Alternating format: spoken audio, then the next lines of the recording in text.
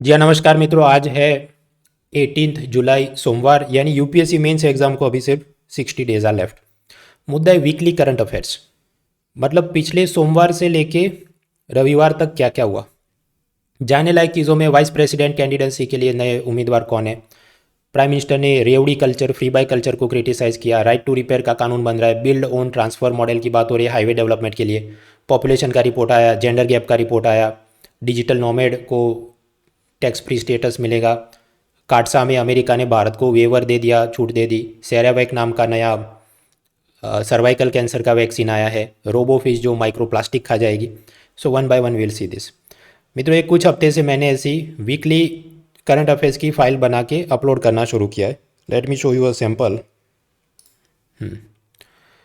तो ये है, मैं कोशिश करता हूँ कि एक वीक में जितना समझ आ रहा है वो 3 पेज के अंदर ख़त्म हो जाए। और भी ज़्यादा होगा, लेकिन फालतू की पीएचडी करने हम बैठते नहीं। ये पीडीएफ फाइल की खास बात क्या है, आप इसको जितना जूम इन करोगे तो भी आपको एचडी इमेज सब आपको देखने को मिलेगा कि उसमें मैं क्या लिखा है पावर पॉइंट में वगैरह। ये जो पीडीएफ फाइल होती है ये बाइलिंगुअल है, मतलब उसमें हिंदी में भी दिया है माल और अंग्रेज़ी में भी है। तो डिपेंड करता है आपको कौन सी लैंग्वेज में मेंस एग्ज़ाम लिखनी है। या ऐसे लोग जिनकी इंग्लिश फर्स्ट लैंग्वेज नहीं है तो पढ़ने में तकलीफ आती है, तो पहले आप ज़रा हिंदी में पढ़ लो, फिर समझ में आ जाए, फिर अंग्रेज़ी में पढ़ना शुरू करो। It will help you grasp the topic in a better manner, और धीरे धीरे अंग्रेज़ी बेहतर होता रहे। तो ये पीडीएफ फाइल आपको मिलेगी कहाँ से? ये मेरे टेलीग्राम चैनल पे भी है और उसके अलावा मेरी वेबसाइट पे भी है। वेबसाइट से कैसे डाउनलोड करें? तो आप जाइए मेरी वेबसाइट monal.org/current और करंट वाले पे क्लिक करो, और उसमें ये जो होता है डाउनलोड सर्वर नंबर 2, जस्ट उसे आप क्लिक करो तो ये गूगल ड्राइव खुलती है। अभी गूगल ड्राइव में देखिए थंबनेल ऐसा दिख रहा है, तो आप क्या करें, ये जो बटन होता है यहाँ पर लिस्ट व्यू, उसे क्लिक करो तो फिर ये ऐसा दिखना शुरू हो जाए। अब आपको ठीक से पता चला अच्छा ये क्या क्या चल रहा है। कुछ मंथली फाइल थी, अभी ये मैंने नया शुरू किया वीकली फाइल है। तो 2022 WMD वीकली, इसे क्लिक करो तो फिर आपको ये अलग अलग पिछले 4-5 हफ्ते से मैंने जो काम शुरू किया है you will be able to see it, और ये सारे फाइल आप डाउनलोड कर सकते हैं। So it is there. अब चलिए जल्दी से देख लेते हैं कि क्या क्या जानने लायक हुआ। आसान सी चीज़ें मैं पढ़ने नहीं बैठूंगा, I will just give you a gist और फिर मैं आगे बढ़ जाऊंगा। आप जानते हैं एक प्रधानमंत्री फसल बीमा योजना है कि फार्मर को अपनी फसल बर्बाद हो जाए बिकॉज ऑफ सम वेदर और पेस्ट अटैक, तो इंश्योरेंस कंपनी मुआवजा दे। तो इसके लिए उसने जो प्रीमियम भरना हो, मान लीजिए 100 रुपये, तो उसमें यूनियन गवर्नमेंट और स्टेट गवर्नमेंट थोड़ा थोड़ा प्रीमियम में उसे मदद करेगी, सब्सिडी देगी। अब वो जो स्कीम थी उसमें अलग अलग प्रॉब्लम थे। प्रॉब्लम ये थे कि ऑपोजिशन रूल्ड स्टेट्स उनको, जैसे वेस्ट बंगाल ममता बनर्जी की सरकार, उनको ये स्कीम का नाम नहीं पसंद कि तो प्रधानमंत्री नाम है तो हम क्यों इम्प्लीमेंट करें, नहीं करें। बिहार का ये ऑपोजिशन है कि इसमें जो प्रीमियम भरना है इंश्योरेंस प्रीमियम वो बहुत ज़्यादा है तो हम नहीं भर सकते। इंश्योरेंस कंपनियां टाइम पर किसान को कॉम्पेंसेशन मुआवजा नहीं देती। कुछ स्टेट गवर्नमेंट ये चाहते हैं कि फार्मर को उसमें 1%, 1.5%, 2% इतना भी प्रीमियम उसके ऊपर नहीं होना चाहिए, सारे का सारा प्रीमियम यूनियन गवर्नमेंट भर दे, ऐसी उनकी फरमाइश होती है। तो यूनियन गवर्नमेंट के पास उतना पैसा नहीं, तो ये सब के चलते अलग अलग स्टेट उस स्कीम को छोड़ रहे थे। यूनियन गवर्नमेंट कुछ तकनीकी सुधार कर रही है, तो अब आंध्र प्रदेश ने वापस ये स्कीम को ज्वाइन किया। तो इस तरह से मतलब कोऑपरेटिव फेडरलिज्म की अब कोशिश हो रही है। आगे मुद्दा है कि कोरोना के चलते अलग अलग देशों की इकोनॉमी बर्बाद हो गई, तो income tax, corporation tax, GST में जितनी आमदनी होती होगी वो सब गिर गई। तो सरकार को टैक्स में आमदनी नहीं होगी, तो पुराना जो लोन लिया होगा उसको चुकाने में दिक्कत आएगी। तो ये बहुत सारे देश they are on a verge of sovereign default, मतलब जो कर्ज का पैसा लिया है वो वापस नहीं चुका पाएंगे, जो भी world bank, IMF, Asian development bank से लेके बैठे होंगे। So this is a great problem वगैरह वगैरह। अब ये कहाँ लिखना है? तो मेंस के अंदर आप इकोनॉमी की कुछ आंसर राइटिंग कर रहे हैं तो डिपेंड करता है कॉन्टेक्स्ट क्या है, आप लिख सकते हैं। आगे मुद्दा चल रहा है, प्राइम मिनिस्टर ने रेवड़ी कल्चर को क्रिटिसाइज किया। रेवड़ी कल्चर मतलब क्या? फ्री बाय कल्चर, कि जैसे ये AIADM के पॉलिटिकल पार्टी वो सब लोगों को कहती है कि हमारी सरकार अगर इलेक्शन जीत के आएगी तो हम मिक्सचर ग्राइंडर देंगे, मैरिज की में मतलब मैरिज के लिए पैसा देंगे, उसमें कुछ सोने का मंगलसूत्र देंगे, Amma laptop, Amma cycle, Amma baby care kit, goat and cows वगैरह वगैरह। तो प्राइम मिनिस्टर का ये कहना है कि आप इतना सब ये दे रहे हैं, ये जो जनता के वोट पाने के लिए कुछ राजनीतिक पक्ष जो रेवड़ियाँ बांट रहे हैं मुफ्त में बिजली, मोबाइल, लैपटॉप वगैरह, लेकिन इससे गरीब का परमानेंट कल्याण हो नहीं सकता, क्योंकि ये चीज़ तो थोड़े दिन बाद बंद हो जाएगी। परमानेंट कल्याण कब हो सकता है कि सड़क, अस्पताल, बिजली, रोड, ये सब की सुविधा की जाए, इंफ्रास्ट्रक्चर पे इन्वेस्टमेंट हो, ऐसी सब ज़रूरत है, तो स्थायी रूप से चीज़ें बेहतर हो सकती हैं। तो वो भी डिपेंड करता है आपको क्या पूछा और आपको क्या जस्टिफाई करना है। For mains paper 3, resource mobilisation, budgeting, infrastructure and so forth. Food products, मित्रों मान लीजिए अमूल का कुछ फ्लेवर्ड मिल्क हो, केसर दूध और बादाम दूध, और उस पर अमूल का लेबल चिपकाया हो, तो हाँ उस पर कुछ जीएसटी लग सकता है। लेकिन अगर कोई unbranded pre packaged food item हो, कि जिस कोई छोटा सा व्यापारी है और वही बेच रहा है कुछ पैक करके और उसने कोई ब्रांड लेबल नहीं चिपकाया, तो ऐसी चीज़ों पर पहले जीएसटी नहीं लगता था। लेकिन अब जीएसटी काउंसिल ने कहा कि ऐसे जो मिल्क, कर्ड, वेजिटेबल वगैरह अगर अनब्रांडेड भी प्री पैक करके आप दे रहे हैं, उसको पैकेज में लपेट के वो ऐसी सील बंद उसको दिया जा रहा है, तो उस पर 5% जीएसटी लगे। तो व्यापारी उसका विरोध कर रहे हैं कि फालतू में ये सब करेंगे, ग्राहक पे और टैक्स का बोझ बढ़ता है, वैसे भी महंगाई में लोग परेशान है वगैरह। दूसरा एक मुद्दा चल रहा है कि रूपी सेटलमेंट, वो असल में पुराना ही मुद्दा है जो हम पढ़ चुके हैं। याद करो मार्च 2022 में मैंने एक वीडियो बनाया था, रूपी रूबल अग्रीमेंट, मेरे यूट्यूब चैनल पे मिल जाएगा। बात ऐसी है कि भारत की कंपनियां ईरान से, रशिया से अगर क्रूड ऑयल खरीदती है, कच्चा तेल खरीदती है, तो उसका पेमेंट डॉलर या ऐसी कोई करेंसी में न करते हुए रूपी करेंसी में किया जाए, और वो वाले सामने ईरान और रशिया की पार्टी उस रूपी करेंसी की मदद से भारत से जो भी उसको वीट, राइस, मेडिसिन खरीदना है वो खरीद ले। तो आपस में ये dollar currency, euro currency, Swift agreement, settlement, वो सब की तकलीफ नहीं हो। तो वह वाली चीज़ को वापस रिवाइव किया जाए, क्योंकि रुपया अभी वापस बहुत गिर रहा है, ऑलमोस्ट लाइक 79-80 रुपीज़ पर डॉलर। तो हमें डॉलर को ना यूज़ करते हुए आपस में ऐसे सेटलमेंट करेंगे तो करेंसी क्राइसिस से बच सकते हैं, ऐसी बात है। तो वो पुरानी चीज़ वापस रिपीट हो रही। दूसरा एक मुद्दा चल रहा है, WTO भारत को फूड ग्रेन एक्सपोर्ट मत करो ऐसा कुछ बोल रहा है। ये क्या है? देखिए आप जानते हैं कि भारत सरकार MSP यानी मिनिमम सपोर्ट प्राइस पर किसानों से अनाज खरीदती है, wheat and rice and other things. तो मान लीजिए फूड कॉरपोरेशन ऑफ इंडिया जो कि सरकारी संस्था है, उसने 1800 रुपीज़ पर 100 किलोग्राम पे किसान से वीट यानी गेहूँ खरीदा है। फिर उसको स्टोर करना है, डिस्ट्रीब्यूट करना है, ट्रांसपोर्ट करना है, तो फूड कॉरपोरेशन इंडिया को और खर्चे आएंगे उसमें। तो कुल मिलाकर FCI के पॉइंट ऑफ व्यू से भले किसान को 1800 रुपये दिया, लेकिन उस पर ये transport, storage, staff salary, light bill, ये सब आप खर्चे डालोगे तो FCI को हो सकता है वो वाला 100 किलोग्राम गेहूँ 2700 रुपये में पड़ा हो। तो वो FCI का कॉस्ट प्राइस हुआ। फिर FCI उस, अब समझिए 2700 रुपये पर 100 किलोग्राम, तो 1 किलो का कितना हुआ? 27 रुपये, 27 रुपीज़ पर kilogram wheat, that is the cost price for FCI।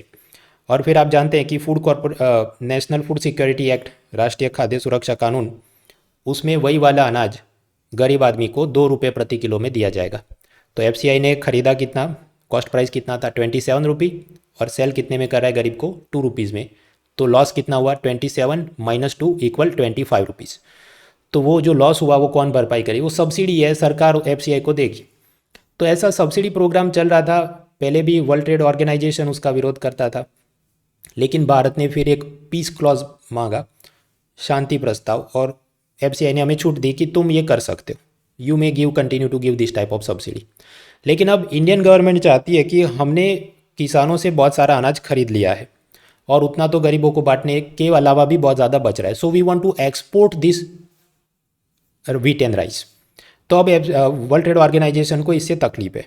WTO ये कह रहा है कि सरकार किसानों से MSP पर अनाज खरीदते हैं, बराबर है, लेकिन वो अनाज को निर्यात मत करो, do not export this procured grains.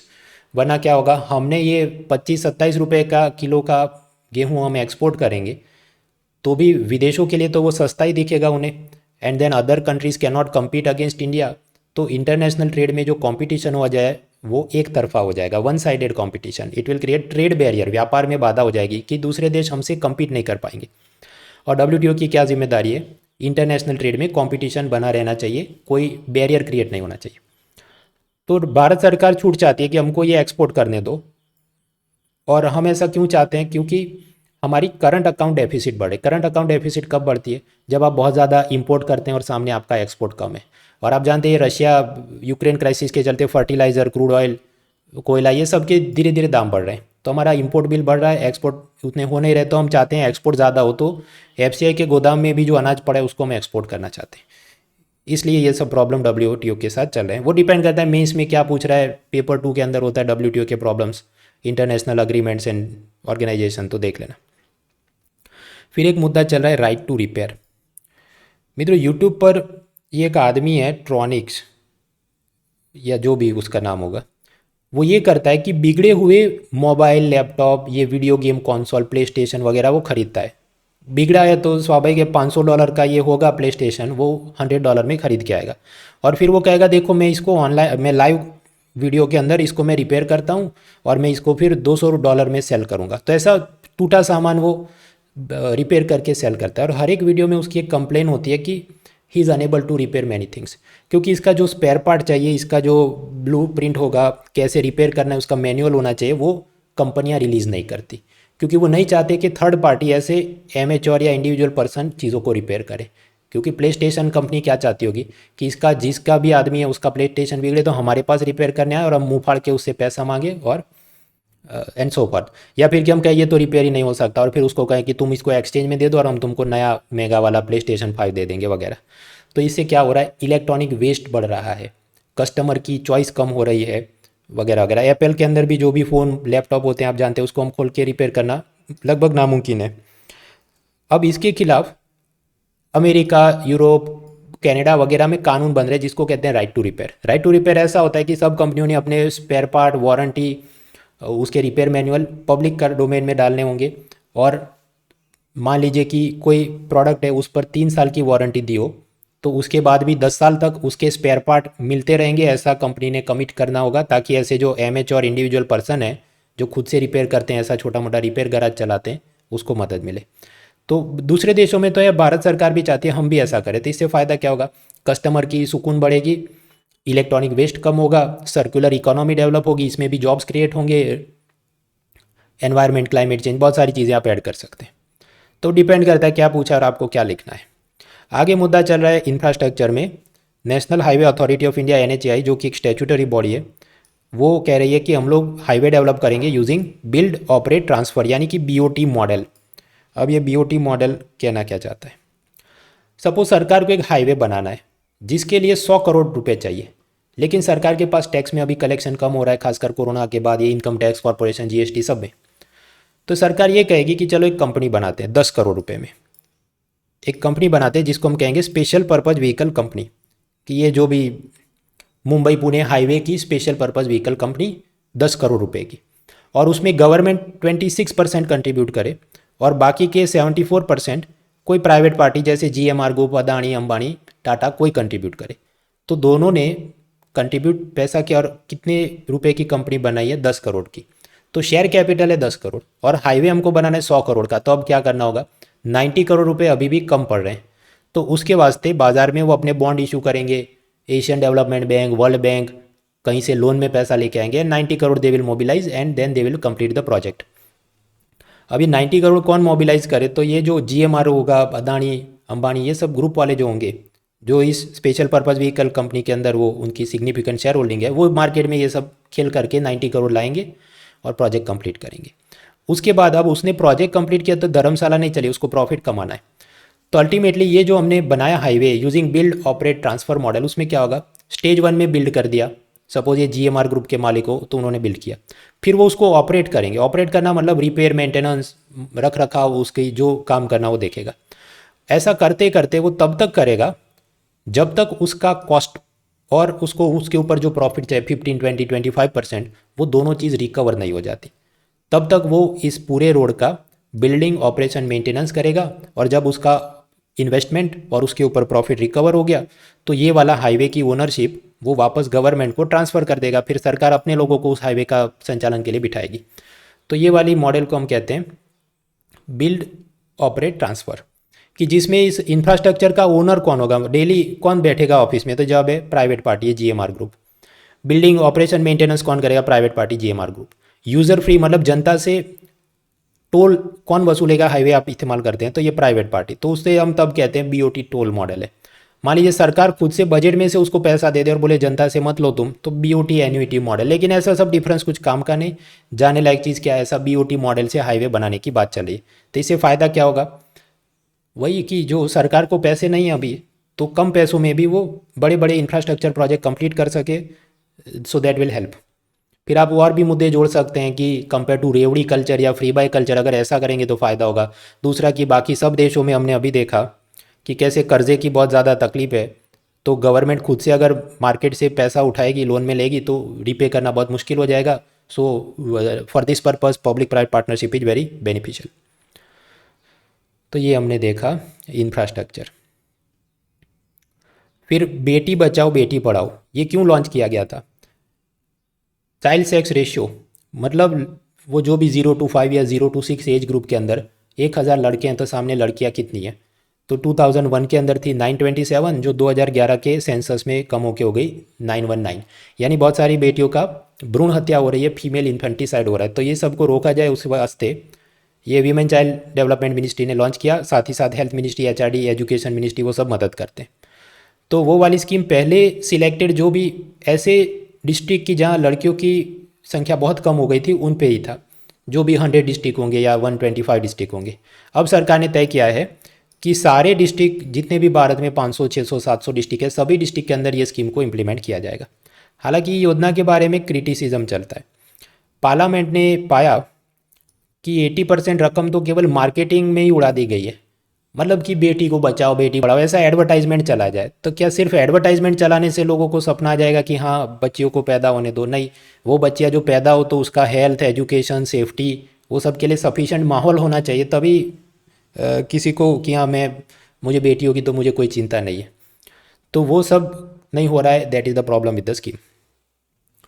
Corona में बूस्टर डोज या प्रिकॉशनरी डोज या थर्ड डोज तो सीनियर सिटीजन को शायद फ्री में देते थे, लेकिन बाकी जो एडल्ट पॉपुलेशन थी 18 ईयर्स अब, तो आपको खुद का पैसा खर्च करके 300-400 रुपये में वो लेना होता था। तो सरकार ने कहा कि 75 ईयर्स ऑफ इंडिपेंडेंस आ रहा है, तो अगले 75 डेज़ के लिए फ्री में थर्ड बूस्टर डोज सबको फ्री में दिया जाएगा।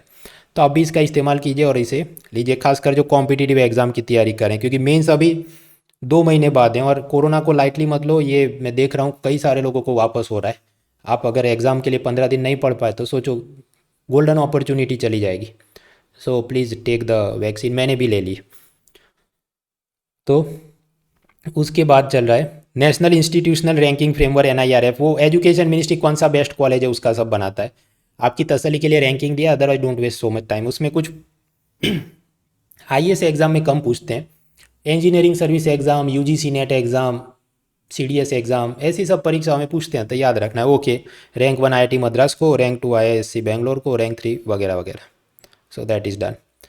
फिर अलग से ministry of statistics and programme implementation ने youth in India report 2022 release किया। उसमें अब क्या कॉमन सेंस की बात है भाई कि यंग पॉपुलेशन कम होने वाली है और ओल्ड पॉपुलेशन बढ़ने वाली है, तो उस हिसाब से ओल्ड पीपल की जेरियाट्रिक हेल्थ केयर, उसको जो भी तकलीफ हो उसके अलग जो डॉक्टर का कोर्स करवाना हो, खास किस्म के हॉस्पिटल हो, वो सब बढ़ाना होगा, वृद्धाश्रम बढ़ाने होंगे। कोस्टल स्टेट्स जैसे केरला वगैरह में ओल्ड पॉपुलेशन बहुत ज़्यादा बढ़ गई है, तो बाकी सब स्टेट से वहाँ माइग्रेंट वर्कर्स यंग आएंगे, वो जाके काम करें, फैक्ट्री या दुकानें चलाएं, तो उसके वास्ते उनको रहने की सुविधा, रेंटल होम्स वगैरह करना होगा। सो फॉर ये तो इकोनॉमिक सर्वे पहले भी बोल चुका है, वही वाली चीज़ें रिपीट हो रही है। So this is done. उसके बाद ये यूथ का रिपोर्ट आया ऐसा, यूनाइटेड नेशंस का वर्ल्ड पॉपुलेशन प्रॉस्पेक्ट रिपोर्ट 2022। अब इसमें तो ढेर सारा सब डेटा एनालिसिस किया गया। 2 मुद्दे जानने लायक हैं। पहला कि आने वाले वर्षों में चाइना नहीं, India number 1 most populous country हो जाएगा। और दूसरा उसने पाया कि लाइफ एक्सपेक्टेंसी यानी जीवन प्रत्याशा कम हुई है। वो ऐसी बात है कि 2019 में लोग कितना जी लेंगे, तो 72 ईयर्स तक जीने की प्रॉबेबिलिटी थी। 2021 में वो कम होकर 71 ईयर्स हो गई। क्यों? कोरोना के चलते बहुत सारे लोग मर गए, और जो बच भी गए, तब जानते कोरोना से रिकवरी होने के बाद भी आपकी जो लंग की कैपेसिटी है, आपके हार्ट मसल है, उसमें कमजोरी आ जाती है। बीच में आधा मुंबई के अंदर 100 से ज़्यादा लोग हार्ट अटैक में मर गए, और उन सब में कॉमन ये था कि कोरोना से रिकवर हुए थे लेकिन हार्ट वीक हो गया था। So yes, the life expectancy decreasing. दूसरे भी कारण हो सकते हैं, जिसका जॉब चला गया, अच्छा खाना नहीं खा सकता, बच्चों को अच्छा खाना नहीं खिला सकता, तो हेल्थ इम्यूनिटी कम हो रही। So these are the problems with population. फिर वर्ल्ड इकोनॉमिक फोरम और उसका ग्लोबल जेंडर गैप इंडेक्स, वो भी, और उसके अंदर 4 इंडिकेटर होते हैं और उसमें क्या रैंक था वगैरह वो देख लेना। बहुत रैंक की इसमें भागने की ज़रूरत नहीं। If you look at previous paper, वो पूछता है आपको क्या, कौन सी ऑर्गेनाइजेशन ये रैंक बना रही। इसको कंपेयर करना मुश्किल है, क्योंकि आप समझिए 2021 में इंडिया का रैंक था 140 आउट ऑफ 156 और 2022 में है क्या 135 आउट ऑफ 146। तो वो जो बेस है वो चेंज होते रहता है। और वैसे भी आप आईएएस एग्जाम में देखिए ऐसा रैंक वो कम ही पूछते हैं।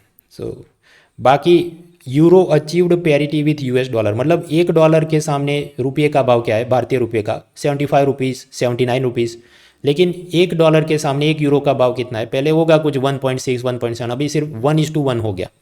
अब वो कैसे हो गया और वो कितना जोरदार और महान है, तो वही हम पढ़ने नहीं बैठेंगे, डोंट वेस्ट टाइम। उसी तरह बैंकों को मार्क टू मार्केट लॉस क्या होता है, और बॉन्ड यील्ड कम होती है तो उसको क्या बांधे आते हैं, कुछ काम का नहीं, इतना सब छोड़ो उसे। Just go through previous years paper कितना पूछ रहे हैं। इकोनॉमी का मेरा कोर्स भी चल रहा है, इफ़ यू आर इंटरेस्टेड आप उसे ज्वाइन कर सकते हैं, डिस्काउंट कोड है mona.org। आगे बढ़ते हैं पॉलिटी। पॉलिटी में एक तो वही सब विपक्ष और रूलिंग पार्टी ने मिलकर काम करना चाहिए। अलग अलग कानून की जो बिल्स आते हैं उस पर अच्छे से डिबेट होनी चाहिए, पार्लियामेंट में हंगामा नहीं करना चाहिए, ऐसा सब चीफ जस्टिस बोल रहे हैं। वो डिपेंड करता है, मेंस पेपर 2 में कई बार ऐसा पूछा है कि पार्लियामेंट में डिबेट की क्वालिटी कम हो रही है, क्या करना चाहिए वगैरह। So it is there. फिर एक बात है आर्टिकल 105 ऑफ कॉन्स्टिट्यूशन, वो ऐसा कहता है कोई सांसद संसद में जो भी बयान देता है तो उसके लिए उसको बाहर कोर्ट कोई सज़ा नहीं दे सकती, इंक्वायरी नहीं कर सकती। लेकिन उसका मतलब ये भी नहीं कि सांसद संसद में जाके कुछ भी अशोभनीय अश्लील गंदी बात कर दे। उसके वास्ते लोकसभा रूल 380 एक्सपंक्शन, मतलब उस ऐसा कुछ वो आपत्तिजनक बोले, कंट्रोवर्शियल बोले तो उसको रिमार्क को डिलीट कर दिया जाए रिकॉर्ड से, ऐसा सब प्रोविज़न होता है। तो स्पीकर ने उसकी कुछ नई एक बुकलेट निकाली है कि ये वाले वर्ड्स आप यूज़ नहीं कर सकते।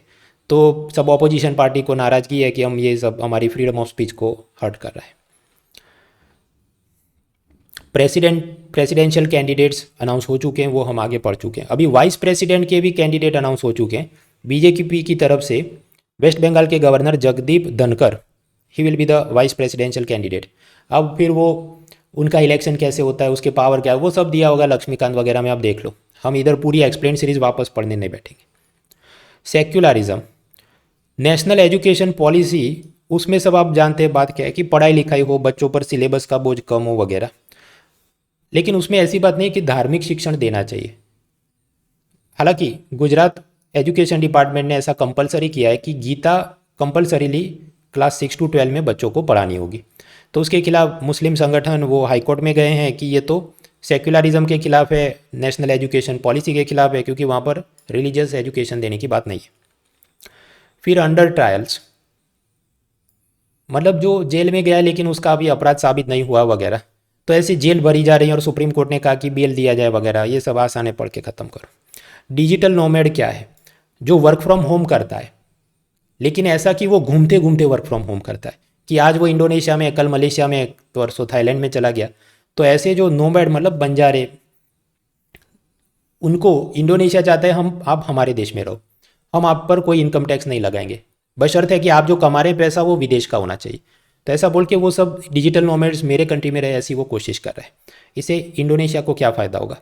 सोचो ये भाई साहब इधर रहते हैं, वो जो भी 5 स्टार होटल में रहता होगा, तो इंडोनेशिया की होटल इंडस्ट्री को मौज आ गई।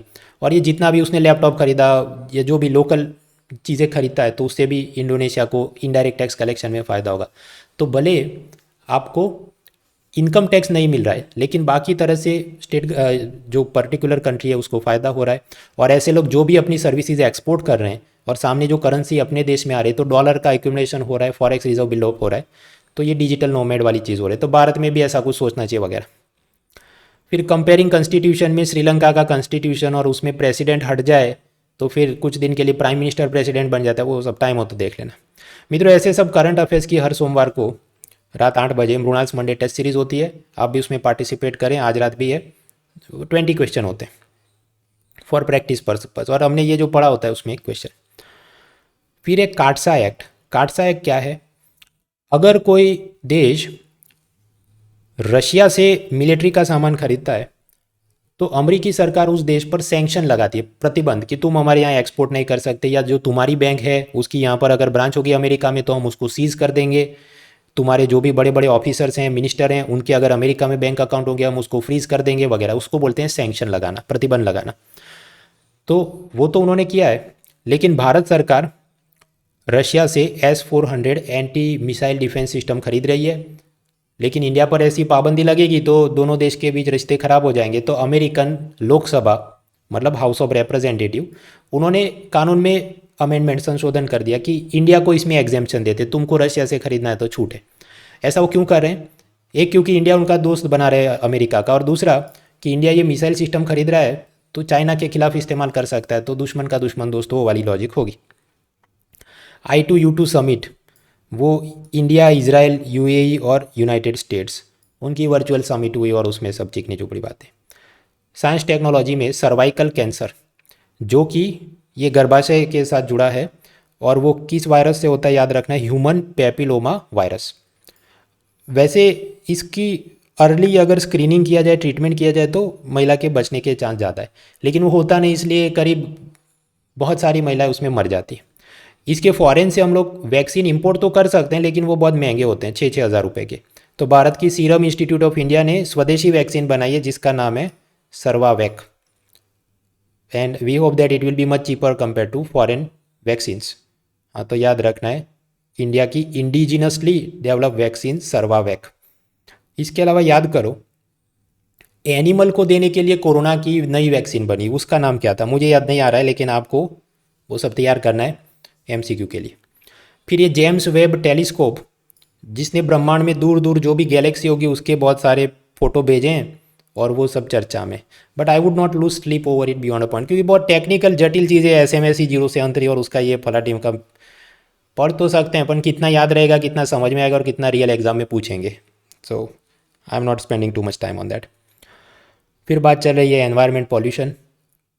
चीन के वैज्ञानिकों ने रोबोट फिश बनाई है जो ये सब समंदर में माइक्रो प्लास्टिक को खा जाएगी और उससे ओशन क्लीनिंग हो सकता है। तो मेंस पेपर 3 में एक मुद्दा है रोबोटिक्स का एप्लीकेशन, तो एक और एप्लीकेशन हमको आया।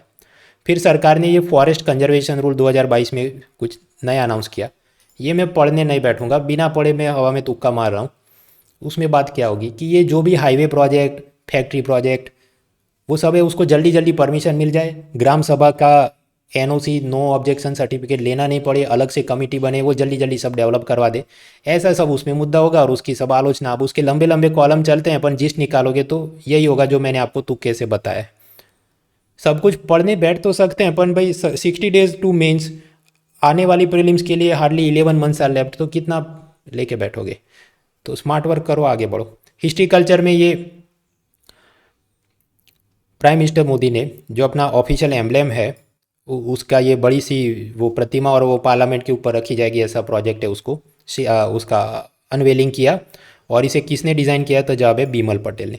कुछ कंट्रोवर्सी भी चल रही है कि ये जो पूरा बनाया गया है वो असल एम्ब्लेम के साथ मैच नहीं कर रहा, हाइट और प्रपोर्शन डायमेंशन के रूप में। पर such things are not important for exam, will not waste time. Ethics for mains paper 4, उसमें लीडरशिप क्वालिटी, तो ये लीडर कैसा नहीं होना चाहिए? तो जवाब है श्रीलंका के प्रेसिडेंट गोटाबाया राजापक्सा जैसा नहीं होना चाहिए। उसने क्या गलतियां की? एक तो इंडस्ट्रियलिस्ट का पैसा लेके वो चुनाव जीता, फिर उन इंडस्ट्रियलिस्ट को मदद करने के लिए उनके ऊपर सारे टैक्स उसने हटा दिए, बहुत कम कर दिए। तो अगर टैक्स कम कर देंगे तो फिर सरकार की आमदनी कम हो जाएगी, तो फिर सरकार ये टीचर्स का, नर्सिस का जो रिक्रूटमेंट करता होगा वो कम कर दिया, और उनको टाइम पे सैलरी नहीं मिल रही थी, तो वो सब प्रॉब्लम। फिर उसको एक दिन सपना आ गया कि केमिकल फर्टिलाइजर इंपोर्ट नहीं करना, ऑर्गेनिक फार्मिंग करो। लेकिन उस चक्कर में वहाँ पर एग्रीकल्चर प्रोडक्शन बहुत कम हो गया और एग्रीकल्चर सप्लाई कम होगी, तो आप जानते हैं फिर फूड इन्फ्लेशन, खाद्य महंगाई हो जाएगी और देश पूरा बर्बाद है। मंत्रियों के रूप में अपने भाई भतीजों को बिठा दिया, भ्रष्टाचार, लापरवाही, और अंत में देश इतना बदलाव हुआ कि पहले वो भाग के गया मालदीव्स में, उधर किसी ने रखा नहीं उसको, तो सिंगापुर भाग गया और उधर से फिर रिज़ाइन किया। So that is one thing. तो मतलब लीडरशिप क्वालिटी में how not to be a leader, तो this is a case study.